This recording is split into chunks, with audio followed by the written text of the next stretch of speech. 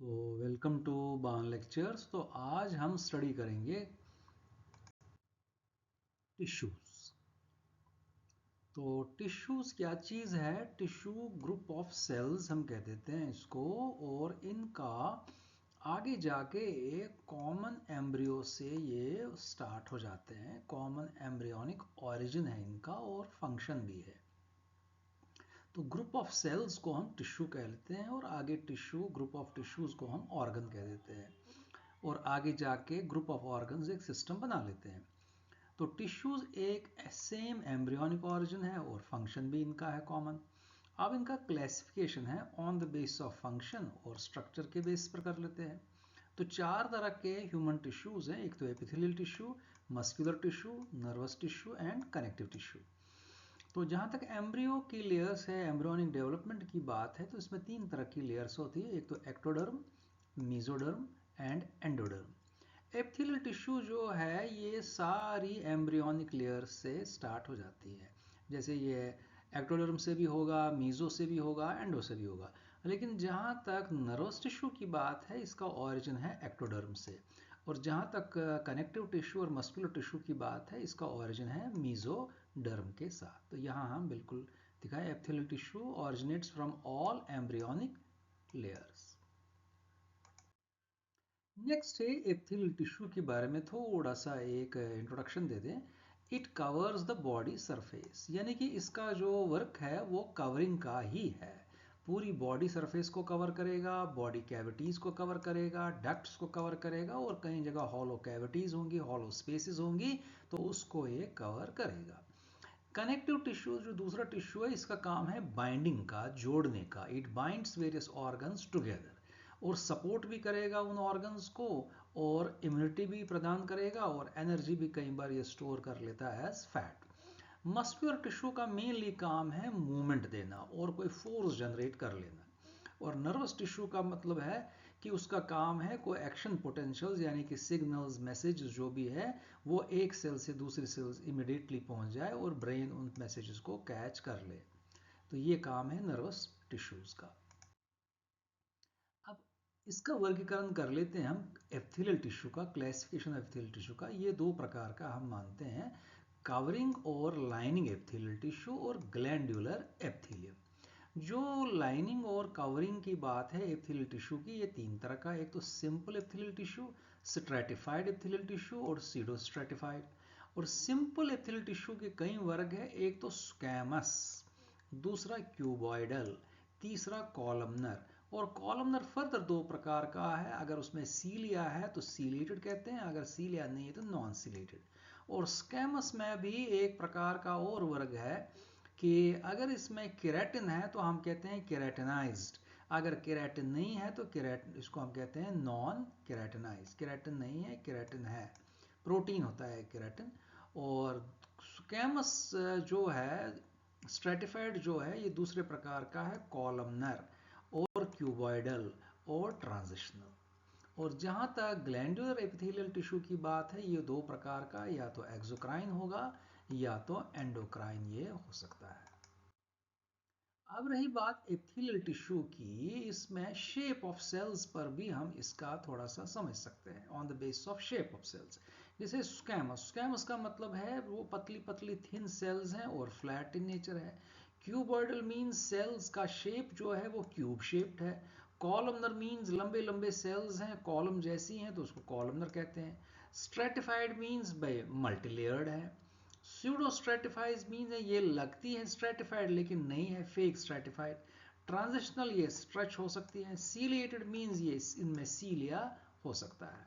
अब जो भी एपिथेलियल सेल आप यहाँ पर देख सकते हैं, उसके नीचे एक छोटी सी मेम्ब्रेन है जिसको हम कहते हैं बेसमेंट मेम्ब्रेन पर ये टिका हुआ है। अब एपिथेलियल सेल्स को हम लेयर्स के आधार पर भी वर्गीकरण कर लेते हैं। जैसे अभी अभी हमने कहा कि सुकैमस, सुकैमस ये हो गया एक लेयर ऑफ सेल्स कंटिन्यूअसली चली आ रही है। ये हुआ क्यूबॉइडल, इनकी सेल्स जो है क्यूब शेप्ड है। कॉलमनर ये हो गए लंबे लंबे क्यूब। स्यूडो स्ट्रेटिफाइड हुआ कि स्ट्रेटिफाइड लगती है कि है। ट्रांजिशनल जो है जो कि स्ट्रेचेबल है। अब एपिथेलियल टिश्यू के कुछ फीचर्स हम देख सकते हैं। ये होता है, इसमें क्लोजली पैक्ड सेल है, लार्जली क्लोजली पैक्ड सेल्स है, मतलब सेल्स के बीच कोई स्पेस नहीं है। और cells are arrange in a manner that it produces sheet like structure. Single layer भी हो सकती है या मल्टीपल लेयर भी हो सकती है। और दूसरी चीज है, एपिथेलियल सेल्स की एक एपिकल सरफेस होती है और बेसल सरफेस होती है। एपिकल सरफेस बाहर की तरफ प्रोजेक्ट करती है और दे एडहेयर टू कनेक्टिव टिश्यू। और ये जंक्शन बिटवीन एपिथेलियम और कनेक्टिव टिश्यू के बीच होती है बेसमेंट मेम्ब्रेन। बेसमेंट मेम्ब्रेन जो दो लेयर्स होती है, ये या तो बेसल लैमिना हो सकता है या रेटिकुलर लैमिना हो सकता है। और जो फंक्शन एपिथेलियल टिश्यू का है, प्रोटेक्शन का काम करना, फिल्ट्रेशन का काम करना, सीक्रेशन कुछ करना, ल्यूब्रिकेशन, डाइजेशन या एब्जॉर्प्शन, ये इसके फंक्शंस हैं। यहाँ हम देख सकते हैं, देखिए ये सिंपल स्क्वैमस एपिथेलियल सेल्स यहाँ पर है। ये हो गई क्यूबॉइडल, ये हो गया सिंपल कॉलमनर एपिथेलियम।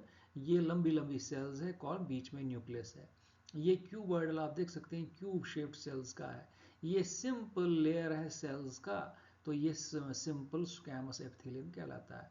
ये हुआ स्ट्रेटिफाइड, नीचे तो एक लेयर होगी, ऊपर एक दो चार लेयर्स और हो सकती है, multi layered. This is stratified squamous epithelium. Stratified cuboidal, तो नीचे क्यूबॉइडल लेयर होगी, ऊपर वापस क्यूबॉइडल लेयर, वापस क्यूबॉइडल लेयर, तो इसको हम कहते हैं cuboidal epithelial stratified. Pseudo stratified में ये लगती हैं मगर है नहीं है।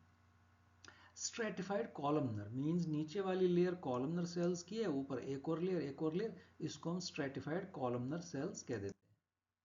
अब स्क्वैमस एपिथेलियम जो है, इसमें फ्लैटेंड सेल्स होती हैं, स्केल लाइक सेल्स होती है। फंक्शन इनका डिफ्यूजन, फिल्ट्रेशन और प्रोटेक्शन। और ये कहाँ होती है? एल्वियोलाई के अंदर सिंपल स्क्वैमस, या स्किन के अंदर स्ट्रेटिफाइड स्क्वैमस।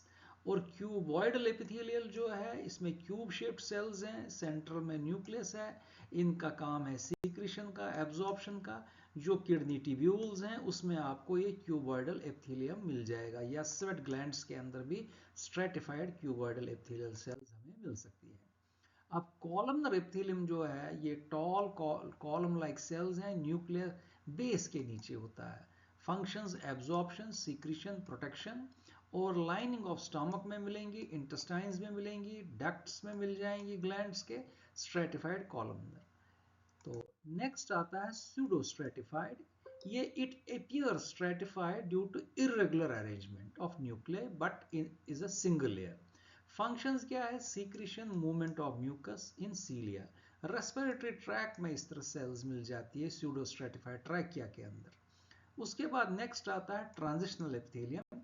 ये स्पेशलाइज्ड मल्टीलेयर्ड एपिथेलियम है दैट कैन स्ट्रेचेबल और रिकॉइल, वापस अपनी शेप बना सकती है। इनमें एक्सपेंशन की संभावना होती है, कॉन्ट्रैक्शन भी हो सकता है। यूरिनरी ब्लैडर और यूरेटर में इस तरह की सेल्स होती हैं जिसमें कॉन्ट्रैक्शन, रिलैक्सेशन हो सकता है। नेक्स्ट है सेलुलर अरेंजमेंट। जैसे कि एपिथेलियल टिश्यू हमने अभी भी कहा क्लोजली पैक्ड सेल्स है, और सिंपल एपिथेलियम में सिंगल लेयर ऑफ सेल्स है, तो इनमें एब्जॉर्प्शन की, सीक्रेशन की, डिफ्यूजन की काबिलियत रहती है। अब इनका जो अरेंजमेंट है एपिथेलियल सेल्स का, हमने कहा अभी, एक तो एपिकल सरफेस होती है। ये आप देख सकते हैं एपिकल सरफेस, जो कि बाहर की तरफ प्रोजेक्ट करती है, फेसेस द एक्सटर्नल एनवायरनमेंट और internal cavity, having specialised structures. इसमें सीलिया हो सकते हैं, माइक्रोविलाई हो सकते हैं। ये आप देख सकते हैं, ये सीलिया हुआ, ये माइक्रोविलाई हो गया। और बेसल सरफेस का मतलब हुआ लोअर सरफेस है। इसमें लोअर साइड ऑफ एपिथेलियम जो है, it is attached to basal membrane. ये बेसमेंट मेम्ब्रेन है या बेसोलेटरल सरफेस हो गई। ये काम कर लेता है एक्सचेंज ऑफ मॉलिक्यूल्स के लिए। ये बेसिक स्ट्रक्चर रहता है एक एपिथेलियल सेल का। न्यूक्लियस तो हो ही गया, और बाकी सेलुलर कंपोनेंट्स भी इसमें है। बेसमेंट मेम्ब्रेन कैसी होती है? थिन होती है, फाइब्रस होती है, एक्स्ट्रा सेलुलर लेयर होती है, लोकेटेड बिटवीन एपिथेलियल टिश्यू और कनेक्टिव टिश्यू। अभी हमने देखा इसमें दो प्रकार की लेयर्स है, एक तो बेसल लैमिना और दूसरा रेटिकुलर लैमिना। और बेसल मेम्ब्रेन का क्या काम है? It provides support, acts as barrier and regulates cell behaviour during repair and regeneration. ये इसका काम है। न्यूक्लियस की पोजीशन शेप, न्यूक्लियस और एपिथेलियल सेल्स जो है, it's reflects their shape, nucleus के आधार पर इनकी शेप बनती है।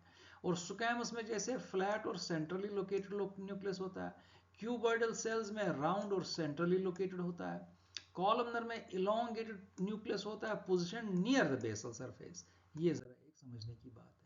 और फिर उसमें कोई स्पेशल मॉडिफिकेशंस होती है, जैसे कि एपिथेलियल टिश्यू में और भी कुछ फीचर्स हो सकते हैं, जैसे कि केराटिनाइजेशन। केराटिन मतलब हो गया प्रोटीन होता है, लेयर ऑफ प्रोटीन होगी किसमें, स्ट्रेटिफाइड स्क्वैमस एपिथेलियम में। इसमें एडिशन प्रोटेक्शन के लिए काम आता है। ये सेल स्किन में अक्सर ही रहती है। दूसरा है गॉबलेट सेल्स भी इनमें रहती है।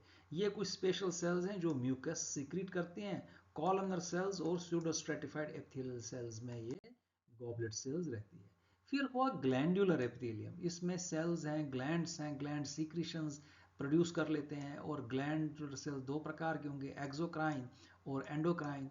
एक्सोक्राइन का मतलब वो सीक्रेशंस ये छोड़ जाएंगी डक्ट के अंदर, जैसे mucus cells, perspiration cells, skin oil, earwax, digestive enzyme, sweat glands में, सेलिवरी ग्लैंड्स में। एंडोक्राइन का मतलब हुआ ये डायरेक्टली सीक्रेशन छोड़ जाएंगी इनटू द ब्लड, जैसे एंडोक्राइन ग्लैंड्स है, पिट्यूटरी ग्लैंड्स है। और यही इनका फंक्शन है। ये तीन प्रकार के होंगे। एक तो हुआ मेरोक्राइन। मेरोक्राइन का मतलब हुआ ये प्रोडक्ट बना देती हैं और डिस्चार्ज कर लेती हैं, जैसे सेलिवरी ग्लैंड्स एग्जांपल है। एपोक्राइन मींस ये एक्यूमुलेट कर लेते हैं अपना product on the apical surface, जो हमने देखा, जैसे कि मेमोरी ग्लैंड्स एग्जांपल है। हेलोक्राइन ये एक्यूमुलेट कर लेते हैं सीक्रेटरी प्रोडक्ट को और साइटोप्लाज्म में छोड़ देती हैं, जैसे सेबेशियस ग्लैंड्स या सेलिवरी ग्लैंड्स। तो ये कंप्लीट हो गया एपिथेलियल टिश्यू। Thank you.